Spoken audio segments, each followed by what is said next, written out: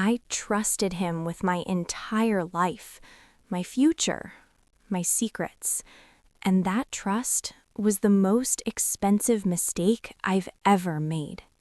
For the longest time, I believed betrayal was something that happened to other people, stories you hear online, Reddit stories you scroll past late at night, shaking your head and thinking, I'd never let that happen to me.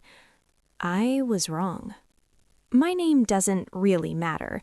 What matters is that I was just an ordinary woman who thought she had found her safe place in this world, a stable relationship, a partner who promised loyalty, honesty, and love, someone I planned to grow old with.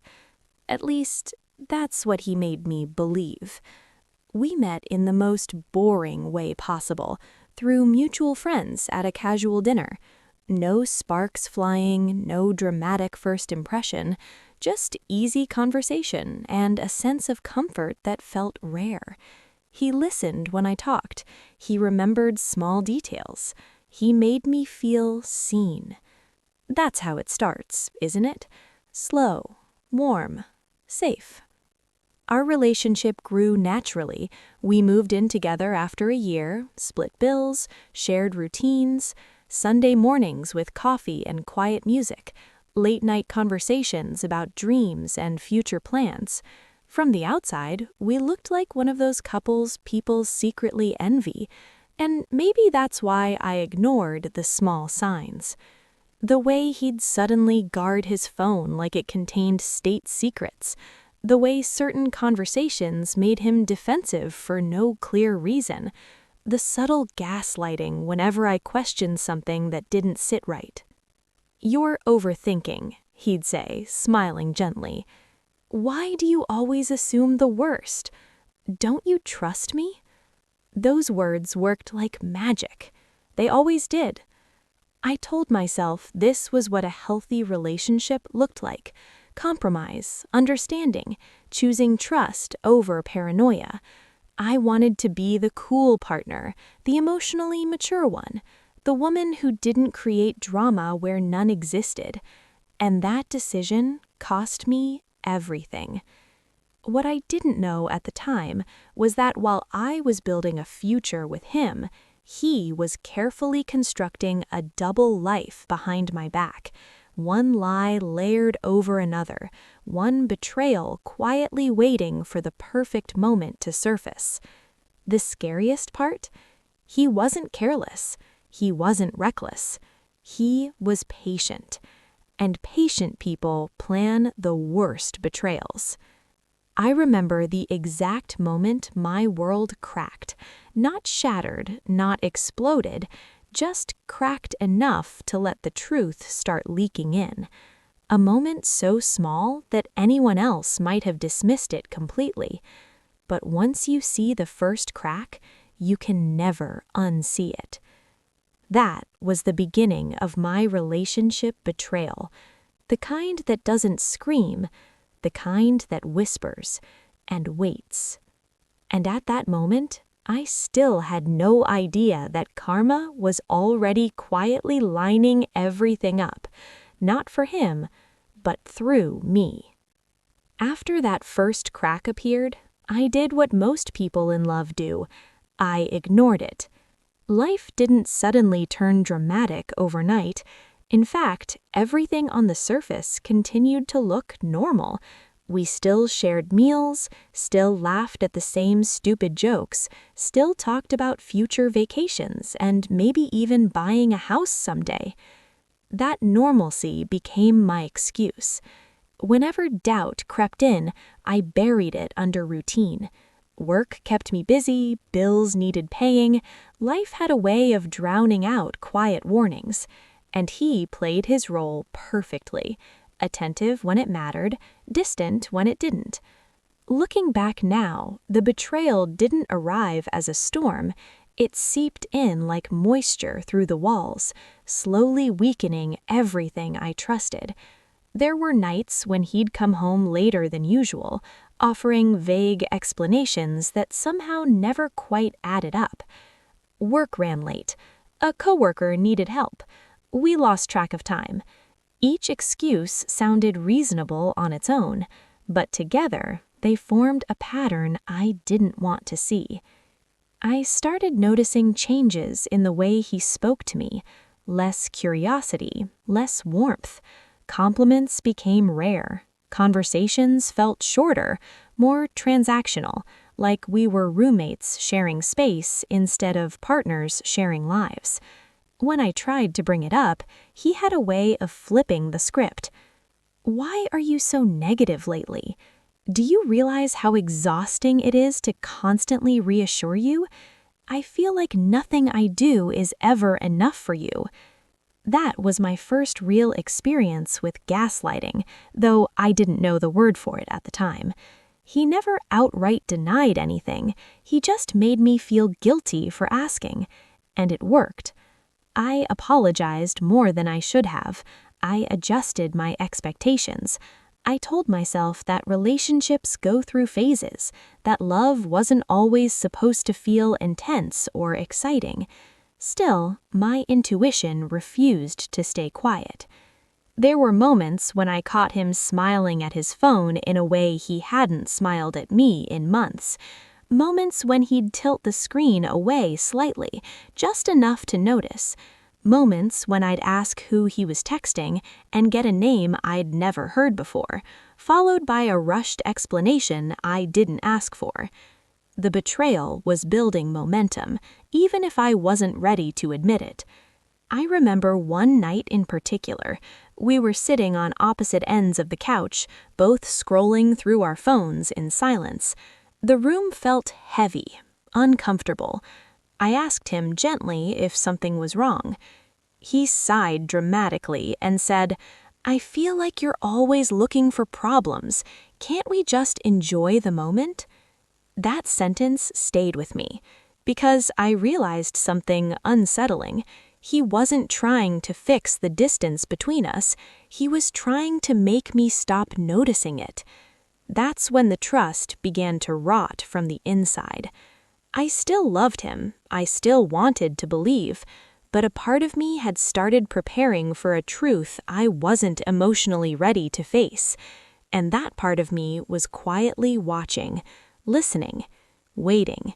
Because deep down, I knew that if the betrayal ever revealed itself fully, it would change everything. The night everything truly started to unravel didn't feel dramatic at all. There was no shouting, no confrontation, no explosive discovery, just a quiet mistake on his part. He had fallen asleep on the couch, his phone resting face up on the coffee table. That alone wasn't unusual. What was unusual was the way it kept lighting up every few minutes, message after message, the screen glowing softly in the dark room like it was trying to get my attention. I told myself not to look. I sat there for several minutes, arguing with my own conscience. I didn't want to become that person, the suspicious girlfriend, the one who snoops and assumes betrayal without proof. Trust, I reminded myself, was the foundation of any healthy relationship. But trust had already been cracking for weeks. When the phone lit up again, I caught a glimpse of the notification preview, just a name, one I didn't recognize, and a heart emoji. That was all it took. My stomach dropped in a way I can't fully describe. It wasn't rage, it wasn't panic, it was something colder, heavier, like my body understood the truth before my mind was ready to accept it. I put the phone back exactly where I found it. I didn't wake him, I didn't cry, I didn't confront him. Not yet. Instead, I went to the bathroom and locked the door. I sat on the floor, back against the cold tile, staring at my own reflection in the mirror. My face looked calm, too calm, like I had already emotionally detached before my heart caught up. That's when something inside me shifted. The pain didn't disappear, but it sharpened, focused, transformed into clarity. This wasn't paranoia. This wasn't insecurity. This was betrayal. And I realized something else that night. If he could lie this smoothly for months, then confronting him immediately would only teach him to lie better. So I made a decision. I would stay quiet, I would observe, and I would let him expose himself completely. Because if karma was ever going to do its job, it needed time. The days that followed felt unreal. On the surface, nothing had changed. I still asked him how his day was, still cooked dinner, still laughed at the right moments. I played my role so well that even I almost forgot what I knew. But inside, everything was different. Every word he spoke now carried weight. Every excuse felt rehearsed. Every smile looked slightly out of place, like a mask worn too long. Once you recognize betrayal, it changes the way you hear silence. It becomes loud. I started paying attention, not in an obsessive way, not emotionally. I observed him the way you observe a stranger, without expectation, without trust, and that distance gave me clarity. He began texting more frequently, often stepping into another room to reply. When I casually asked who it was, he'd answer quickly, as if he'd practiced the response in advance. His tone stayed calm, but his body language betrayed him. Shoulders tense, eyes avoiding mine. Gaslighting became his favorite tool. If I asked why he seemed distant, he'd sigh and say, "I'm just stressed, you're reading too much into everything." If I mentioned feeling disconnected, he'd respond, "I feel like I can't do anything right anymore." He didn't deny the distance. He blamed me for noticing it. That was the breaking point beginning to form. One evening, I suggested we spend more intentional time together. No phones, no distractions. He agreed immediately, almost too quickly. We sat across from each other at the dinner table, candles lit, pretending this was what intimacy looked like. But halfway through the meal, his phone buzzed. I watched his eyes flick down for just a second. That was all it took. He turned the screen face down without saying a word. And in that moment, I understood something painful and important. I wasn't competing with another woman. I had already lost. The betrayal wasn't just emotional anymore. It was prioritized, protected, chosen. Later that night, as we lay in bed, he turned away from me. His back felt like a wall I couldn't climb.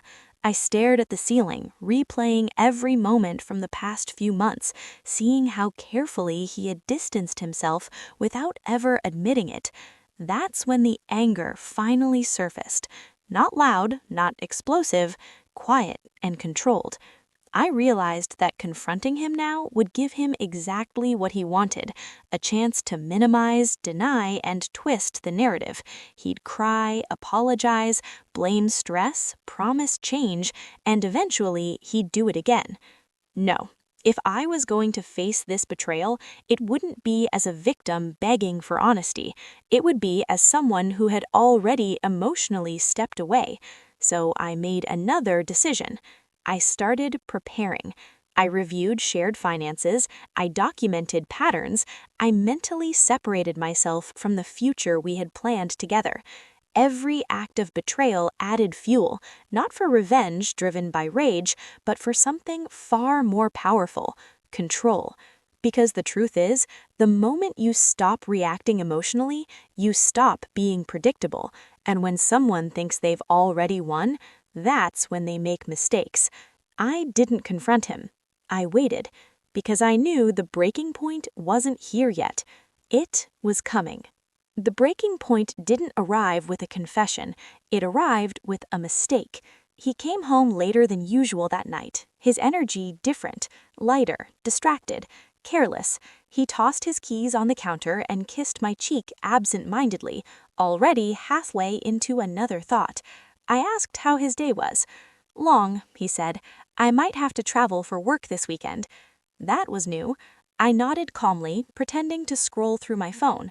"To where?" He hesitated, just a second too long. "Out of town," he replied. "You wouldn't know the place." That hesitation confirmed everything. Later that evening, while he showered, his phone buzzed again. This time, he'd left it unlocked. Maybe he was getting comfortable. Maybe he thought I was still blind. I wasn't. The message preview lit up the screen. "I can't wait to finally have you to myself this weekend." There was no heart emoji this time, no inside joke, just intention. My hands were steady as I opened the conversation. What I saw removed any remaining doubt. Plans, dates, hotel details, conversations that made it painfully clear this wasn't emotional cheating anymore. This was a full betrayal. He had scheduled a weekend away with her and had rehearsed a lie for me.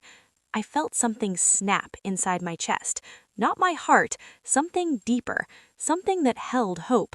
I took screenshots, every detail, every timestamp, not because of desperation, but documentation. When he came out of the shower, towel around his waist, he smiled like nothing had happened. "Everything okay?" he asked. "Yes," I said, and for the first time, I wasn't lying to protect him. I was lying to protect myself. That night, I didn't cry. I slept better than I had in weeks, because clarity has a strange way of calming chaos.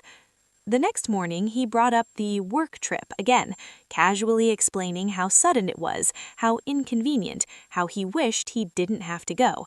I listened, I nodded, I supported him, and that's when I knew I had changed. A few weeks ago, this betrayal would have destroyed me. I would have demanded answers, begged for honesty, questioned my worth. But now, I felt something else. Detachment. The man in front of me wasn't the partner I loved anymore. He was someone who underestimated me, someone who thought betrayal required secrecy, not strategy. I watched him pack for the trip. I watched him carefully choose clothes, smiling to himself. I watched him text her when he thought I wasn't looking, and I realized something powerful. He believed he was in control. He believed I was unaware. He believed karma was optional. He kissed me goodbye before leaving, promising to call, promising to miss me. I smiled back, because by then, my silence wasn't weakness. It was preparation. The weekend he left was the quietest our apartment had ever been. No lies, no pretending, no tension hanging in the air. Just me and the truth. I didn't spend those 2 days crying or pacing the floors like some woman betrayed in some dramatic movie scene. Instead, I made a list, not of emotions, of actions. Silent revenge doesn't start with anger, it starts with clarity. First, I gathered information. I reviewed our shared accounts, the bills we split, the subscriptions in both our names. I noticed patterns I had overlooked before, small withdrawals, unexplained expenses, things that now made perfect sense. Then I backed up everything, screenshots, messages, dates, times. Not because I planned to confront him, but because I planned to protect myself. The betrayal had already happened. What mattered now was control. I reached out to a close friend he barely interacted with, someone neutral, someone observant. I didn't tell her everything, just enough to ensure I wasn't alone in my awareness. Betrayal thrives in isolation. I refused to let it have that advantage. While he was away, I also did something unexpected. I detached emotionally. I imagined life without him, not in a painful way, but practically. What my mornings would look like, how much mental space I'd regain, how peaceful it might feel not to constantly question someone's honesty. For the first time in months, my chest felt lighter. When he returned Sunday night, he looked satisfied, relaxed, like someone who believed they had successfully gotten away with something. He hugged me tightly, told me the trip was exhausting, that work was overwhelming, that he gratefully understood. I nodded, smiled, listened. I noticed how easily the lies flowed now, how comfortable he was in deception, and that realization erased the last traces of guilt I had been carrying. From that moment on, my behavior shifted, subtly, strategically. I stopped initiating plans. I stopped asking for reassurance. I stopped emotionally investing. Instead, I observed. The less I reacted, the more careless he became. He spent more time on his phone, stayed out later, slipped up more often. People who think they've won rarely stay cautious, and that's when karma began quietly positioning itself. I didn't expose him, I didn't confront him, I didn't warn him. I simply stopped protecting him from his own choices, and that was enough. Because the moment betrayal loses its audience, it collapses under its own weight. Emotional, suspenseful, realistic, slow burn revenge. Karma didn't arrive the way I imagined. There was no dramatic confrontation, no screaming match, no public exposure. It arrived quietly, through consequences he never saw coming. The first crack appeared at work. One evening, he came home unusually tense. His voice was short, his patience thin. I listened as he vented about a misunderstanding with a coworker, someone who, coincidentally, shared the same name as the woman he'd been seeing. He didn't notice the irony. Apparently, rumors had started circulating, questions about his professionalism, his reliability. People noticed patterns when schedules didn't line up, when work trips didn't quite make sense. Betrayal has a way of bleeding into every part of life. A week later, he received a call that left him pale. He didn't say much afterward, only that things at work were complicated. For the first time in months, he looked uncertain, vulnerable, unprotected. Meanwhile, the woman he had been so confident about, she disappeared. No more late-night messages, no more smiles at his phone, no more secret plans. Whatever fantasy he had built began to crumble, and suddenly he had no control over it. I found out later that she had discovered the truth, not from me, but from his inconsistencies. She wasn't the only one being lied to. That realization hit him harder than any confrontation ever could. One night, he finally tried to talk. He asked if I felt distant lately. I looked at him and said calmly, "I think we've both changed." That was all. No accusations, no evidence, no drama. And that terrified him, because for the first time, he couldn't twist the narrative. There was nothing to defend against, only silence. A few days later, his phone rang while he was in the shower. This time, it was work. I didn't answer it. I didn't need to. He missed the call. That missed call turned into a meeting. That meeting turned into consequences. And those consequences turned into accountability he couldn't talk his way out of. By the end of the week, he wasn't the confident man who thought he could live two lives anymore. He was anxious, restless, uncertain of where he stood, in his career, in his relationships, in his own self-image. Karma didn't ruin him, it simply stopped shielding him. And when the protection of lies disappears, reality does the rest.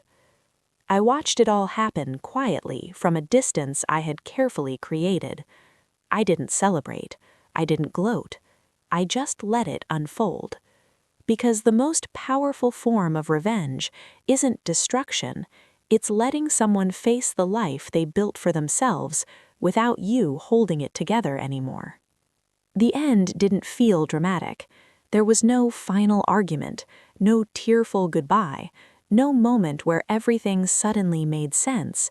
It ended the way most real betrayals do, quietly, after the truth has already done its damage. One evening, I told him I needed space. I didn't accuse him of anything. I didn't list his lies. I simply said I no longer felt safe in the relationship, emotionally, mentally, spiritually. He looked stunned. For the first time, he couldn't argue his way out of it. He asked if there was someone else. I shook my head. He asked if we could fix things. I told him some things don't break loudly, they break permanently. I moved out a week later. The apartment felt lighter as soon as I packed my things, not because I had won, but because I had stopped losing myself. The silence wasn't empty anymore. It was peaceful. Healing didn't happen overnight. There were moments when memories surfaced unexpectedly, moments when I questioned whether I should have confronted him sooner, whether walking away quietly meant I let him win. But then I realized something important. Winning isn't about watching someone suffer. Winning is choosing not to suffer anymore. I learned that betrayal often says more about the person committing it than the person enduring it. I learned that intuition doesn't scream, it whispers, patiently waiting to be heard. And I learned that revenge doesn't always require action. Sometimes the most powerful response is absence. Months later, I heard through mutual connections that his life hadn't improved.